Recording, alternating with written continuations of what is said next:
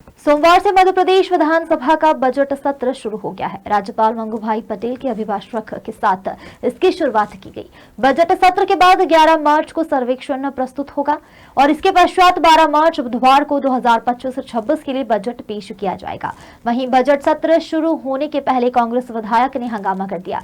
Budget अवधि को बढ़ाने की मांग को लेकर कांग्रेस विधायक विधानसभा परिसर में चेहरे पर काली नकाब और हाथ में तख्तियां लेकर पहुंचे, जहां उन्होंने जमकर नारेबाजी की। नेता प्रतिपक्ष उमंग सिंघार का कहना है कि छोटे सत्र में विधायकों को अपनी बात रखने का मौका नहीं मिलेगा, जिसके चलते उन्होंने बजट सत्र अवधि को लेकर नाराजगी जताई है।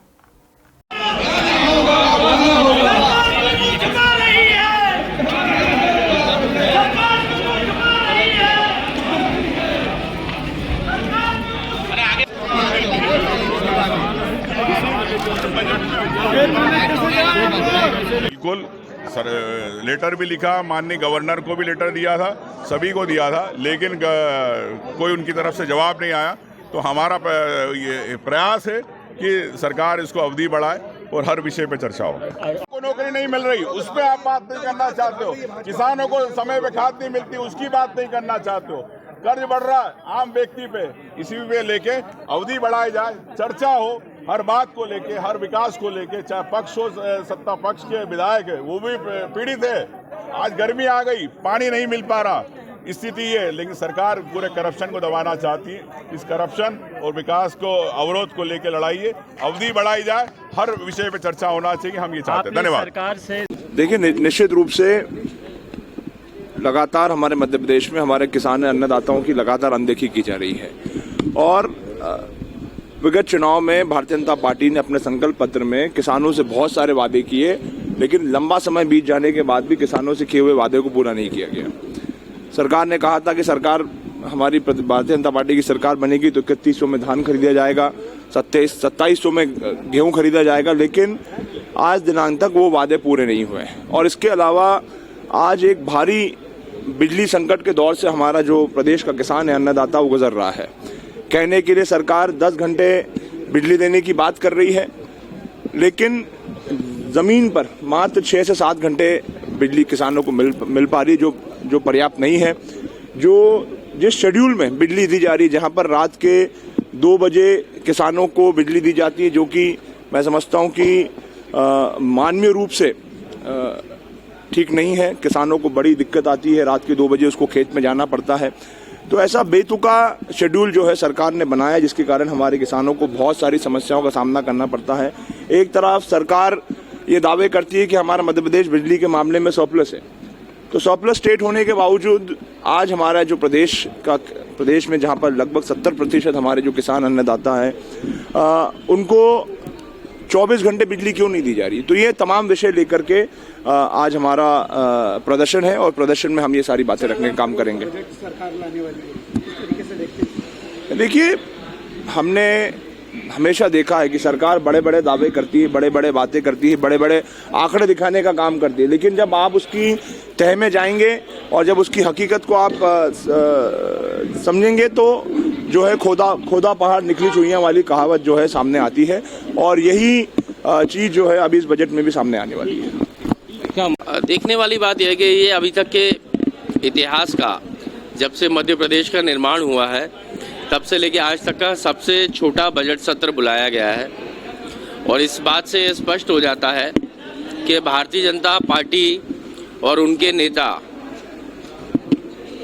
जनहित के विषयों पर चर्चा से भागते हैं, बचते हैं, और यदि कोई भी ऐसी चीज़ होती है जहां पर जनहित की बात हो सकती है तो उसकी समय अवधि में कटौती करते हैं। और इसीलिए इस सत्र को इतना छोटा बुलाया गया। और विशेष रूप से अभी मैंने देखा, जब ये बजट सत्र है उसके बावजूद भी सरकार ने उधार लिया है। आपने देखा होगा, अभी उन्होंने एक दिन के लिए फिर से 4000 करोड़ रुपए की जो अनुदान की मांग करी है, तो बजट सत्र में भी वो उधार लेकर के मध्य प्रदेश की जनता को कर्जे में डुबो रही है। तो निश्चित ही सरकार की ना कोई प्लानिंग है, ना उनको बजट सत्र का कोई ज्ञान है।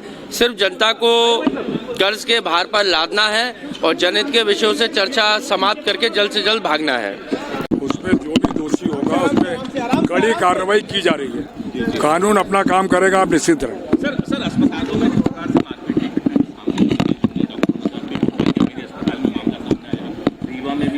इस इस संबंध में स्वास्थ्य मंत्री जी बहुत गंभीर हैं और वो इसको गंभीरता से इसको देख रहे हैं। कांग्रेस के पास के अलावा कोई बचा कहाँ? विकास की बात करती है कहाँ? प्रगति की बात करती कहाँ है? विकास की बात करे, प्रगति की बात करे, और वो इसके अलावा कुछ मिलेंगे। कांग्रेस पार्टी आरोप लगा रही है कि बीजेपी में नरम पत्नी कट्टर पत्नी दो विचारधारा के लोग हैं और यही लोग इस घटना को अंजाम दे रहे हैं। आप गलत फहमी में जो भी गलत काम करेगा उस पर कड़ी कार्रवाई की जाएगी। देखिए, ये तो निरंतर पूरे प्रदेश में इस तरह की घटनाएं हो रही हैं और ये बहुत दुखद है। सरकार को शांति व्यवस्था बना के रखना चाहिए। गृह मंत्री खुद हमारे मुख्यमंत्री जी हैं, उनको इसमें ध्यान रखना बहुत आवश्यक है, क्योंकि कहीं ना कहीं इस तरह की घटनाएं होंगी, सांप्रदायिक घटना, ये प्रदेश का माहौल खराब करती हैं। और आने वाले समय में कैसे आप निवेश की बात करते हो कि हम बड़े बड़े इंडस्ट्रियलिस्ट जो हैं वो यहाँ पर निवेश करें, लेकिन अगर इस तरह का वातावरण होगा तो कैसे वो निवेश आएगा? देखिए, कर्ज पे कर्ज लेकर सरकार बजट लेकर आ रही है। पिछले बार भी 3,65,000 करोड़ का कुछ का बजट आया था। बहुत उम्मीदें थी, लेकिन फैक्ट्स ज़मीन पे कुछ खास दिखे नहीं। इस बार भी हमें उम्मीद है कि किसानों का ध्यान रखेंगे बजट में, नौजवानों का ध्यान रखेंगे, जो वादे संकल्प पत्र में भारतीय जनता पार्टी ने किए थे उसका ध्यान रखें। ये बजट आने के बाद ही तय होगा। लेकिन कहीं ना कहीं जो कर्जा बढ़ रहा है प्रति व्यक्ति, वो हमारे प्रदेश के लिए बहुत ही गंभीर विषय है। आने वाले समय में हमको इसको भुगतना न पड़े, इस पर भी सरकार को ध्यान रखना चाहिए। बिल्कुल, तो कर्ज पे कर्ज ले रहे हैं, भुगतना तो हमें ही पड़ेगा। प्रति व्यक्ति जो कर्जा बढ़ रहा है, ये आने वाले समय मध्य प्रदेश के लिए बहुत ही गंभीर है और सरकार को इसको ध्यान में रखना चाहिए। देखिए, ये एक वरिष्ठ मंत्री जिन्होंने जिस तरह से टिप्पणी की थी, और जनता जो मांग करती है, जनता से ही हम सब लोग नेता बनते हैं, जनता के आशीर्वाद से। अगर वो मांग करते हैं तो उसको इस तरह से सार्वजनिक रूप से अगर भिखारी कह देना इतने वरिष्ठ मंत्री के द्वारा, ये बहुत ही दुखद है और इसको लेके हम सब विरोध कर रहे हैं। और उसके बाद भी उस पर वो उसको एक्सेप्ट कर रहे हैं, उसको वो उस पर माफ़ी नहीं मांगी उन्होंने। उसके बाद भी उन्होंने कहा हमने तो ठीक किया। तो ये बहुत ही गलत है और ये कहीं ना कहीं भारतीय जनता पार्टी के नेताओं का अहंकार दिखता है।